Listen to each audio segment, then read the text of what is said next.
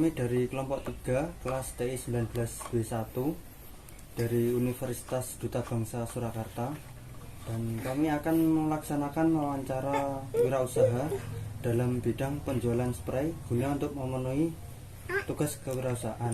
Sebelumnya bisa diperkenalkan Mbaknya tentang usaha ini. Sebelumnya, Assalamualaikum warahmatullahi wabarakatuh. Saya ucapkan terima kasih kepada teman-teman mahasiswa dari Universitas Duta Bangsa yang sudah berkenan silaturahmi ke rumah saya yang kecil ini ya. Perkenalkan, nama saya Arum. Lebih banyak dikenalnya sebagai Arum Hanifah.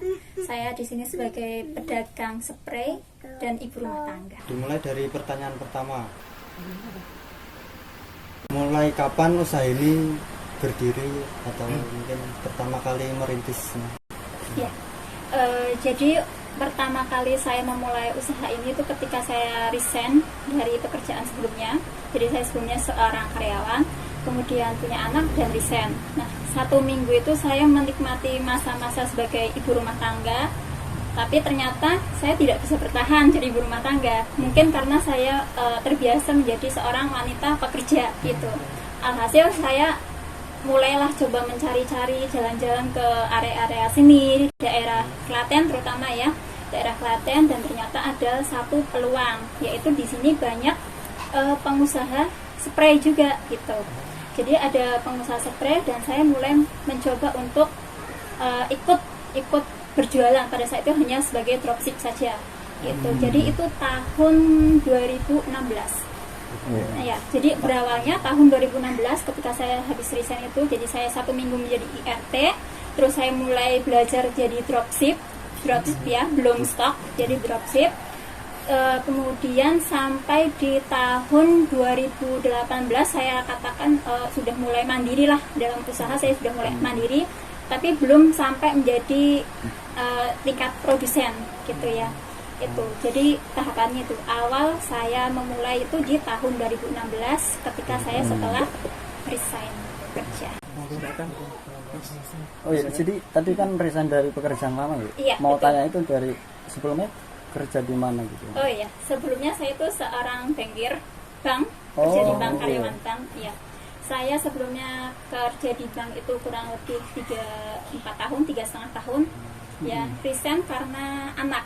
Oh, gitu. iya. Ya mungkin rata-rata alasan terbesar seorang wanita resign kan tetap karena sudah punya anak, sudah punya tanggung jawab. Kita kan sudah prioritasnya sudah berbeda ketika sudah harus keluarga, berkeluarga ya. Seorang wanita kan seperti itu. Tapi dibalik lagi karena mungkin karena saya itu bukan orang yang bisa terlalu santai karena sudah terbiasa kerja, apalagi saya dulu adalah marketing juga. Saya adalah marketing orang lapangan, jadi sudah terbiasa hidup di luar dengan orang banyak, dan ternyata pindah zona jadi ibu rumah tangga di rumah sendirian, urus anak dan sebagainya nggak nyaman. Akhirnya itu mencoba untuk bisnis ini. Ya, gitu. jadi dari ini ya kayak bakatnya udah ini ya. Iya mungkin. Di Iya, resign. jadi sudah sebelumnya mungkin sudah belajar di situ. Iya. Oh, jadi ini pertanyaan selanjutnya Mbak. Ini Iya. mungkin ada kendala apa saja Mbak yang dialami selama pengembangan usahanya sampai saat ini gitu? Kalau kendala sih alhamdulillah kalau dirasa saat ini ya yang paling terbesar memang kemarin ya pandemi. Pandemi. Tapi kalau yang sebelumnya ini kan saya kan juga bermain marketplace gitu ya.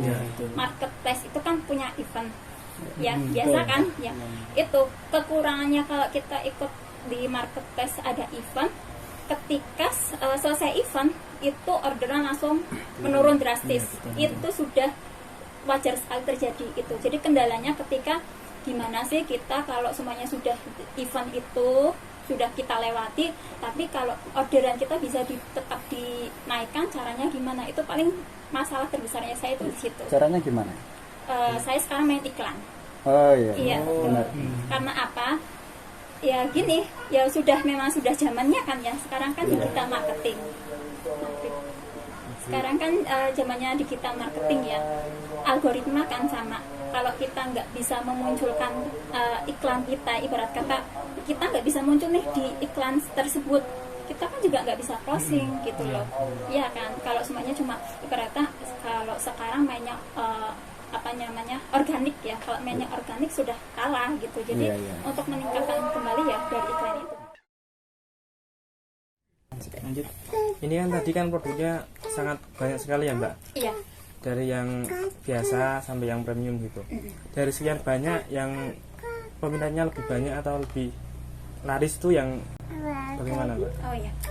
Jadi untuk produk unggulan kita itu yang paling utama itu spray katun dengan bahan microdisperse gitu. Jadi ini sebenarnya kainnya itu setara dengan merek-merek spray yang sudah ada di pasaran gitu. Jadi tapi bedanya kita produksi secara homemade gitu. Nah, kenapa bisa jadi bestseller? Karena kita bisa memberikan harga yang bersaing. Jadi kita bisa memberikan harga di bawah spray-spray yang bermerek di pasaran gitu. Kalau spray di pasaran kan harganya rata-rata 100 ke atas. Mereka sudah punya merek. Tapi kalau kita bisa menjual harga di bawahnya, tapi dengan kualitas yang sama gitu. Jadi bisa menjadi alternatif bagi ibu-ibu gitu. Sudahkah?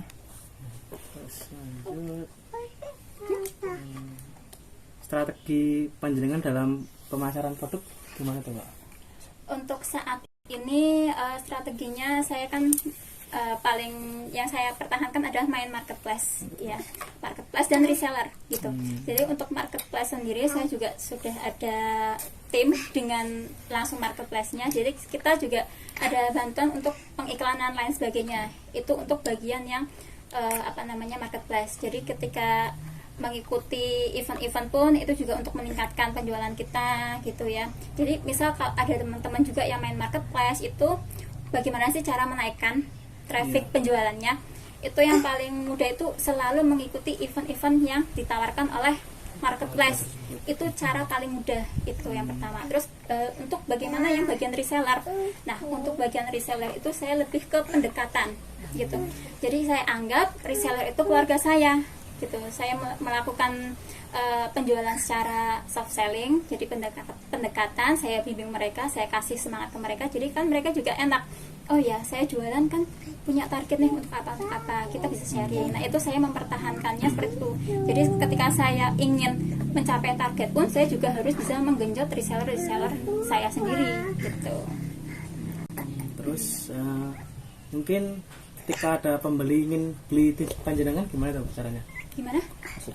Beli di ingin jadi kalau semuanya ada orang nih pengen beli produk-produk dari Zeron Gordon Spray murah, paling mudah bisa langsung ke Shopee kita. Iya, bisa ke Shopee kita, yaitu namanya Zeron Gordon Spray murah gitu. Ya, nanti ada linknya di bawah. Lanjut ya Mbak. Iya. Oke, baik, misalkan 1 tahun ke depan pandemi ini udah berakhir insya Allah ya. Nah itu nanti strategi jenengan untuk pemasaran produk ini apakah masih sama atau ada perubahan lain? Oh ya, kalau strategi untuk pemasaran selanjutnya ini sebenarnya sudah saya mulai dari sekarang gitu. Jadi sebelum pemasaran ya, kalau pemasaran kan masih sama sebenarnya, tapi kita kan karena saya sekarang sudah menjadi produsen, jadi saya fokusnya ke produk yang akan saya buat gitu. Jadi bahan-bahan dan sebagainya. Jadi saya itu mulai melobi beberapa pabrik di luar Jawa gitu, yang sekiranya mereka kan punya branding ya, jadi mereka punya merek sendiri, punya motif yang misal best seller. Saya melobi mereka agar kita bisa kerjasama, misal motif sana saya pakai bisa nggak gitu. Jadi kan nanti jadi kan sekarang kan persaingan sudah semakin ketat, sudah banyak kan.